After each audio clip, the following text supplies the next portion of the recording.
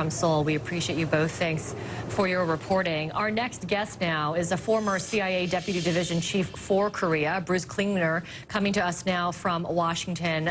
Bruce, first off, how provoked should the United States, South Korea, Japan, especially Japan, feel about this missile launch? Well, any North Korean launch is a violation of UN Security Council resolutions and is always very serious.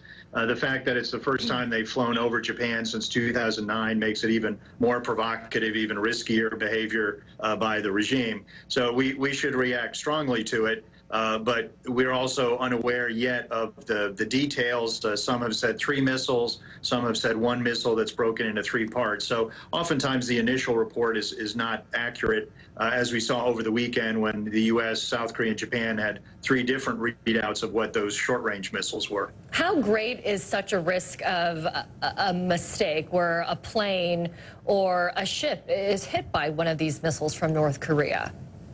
Well, North Korea in the past used to issue notification reports so that ships and planes could be out of the area. Recently, they had a launch where an airliner said it was in the near vicinity, but I mean, the likelihood of the actual, attack or hitting a plane or a ship is fairly remote, given the airspace and the sea space, which is very large. But clearly, this kind of behavior is very provocative, very risky. Had the missile failed and landed in Japan, that could have caused loss of life and certainly would have raised the risk even more. Well, so it's the first time in many years that North Korea has launched a ballistic missile that has flown right over Japan. And also South Korean intelligence is saying that they believe that they've seen signs that North Korea might be preparing for a 6th nuclear test at the Pyongyang site. Let's say North Korea carries out yet another nuclear test on the heels of this provocative move, then what? Well, the nuclear test is of grave concern. And in a hierarchy of UN responses, the UN tends to react most strongly to a nuclear test.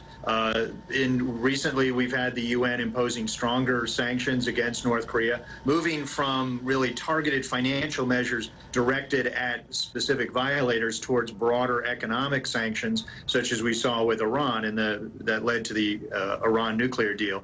So the UN recently banned the export of many of North Korea's key resources, including coal. A next step may be banning the export of oil to North Korea. What does North Korea want out of all this? I mean, North Korea knows that if it provokes any kind of military action from the United States, it would be suicidal. So what is it that North Korea wants in the end for these military exercises to end, for Trump to tamp down his escalatory rhetoric?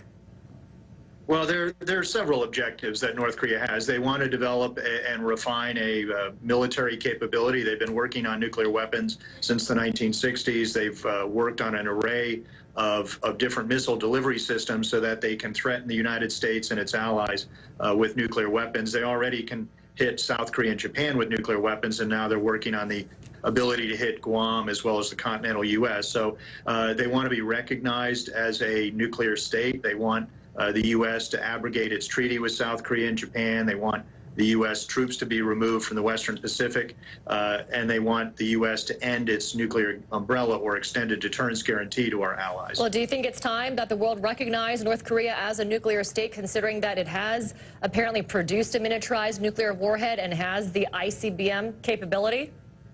Well, if we accept them formally, then we undermine the Non-Proliferation Treaty. We run counter to decades of U.S. proliferation policy.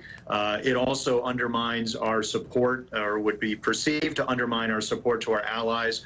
They would feel that we are decoupling the alliance, that we're no longer willing to accept losses in defending our allies. So accepting them formally would have a number of dire consequences. All right, Bruce Klingner, seems like there are really no easy answers to this enigma and problem. Thank you so much for your time and your analysis. All right, we're going to take a short break. When we come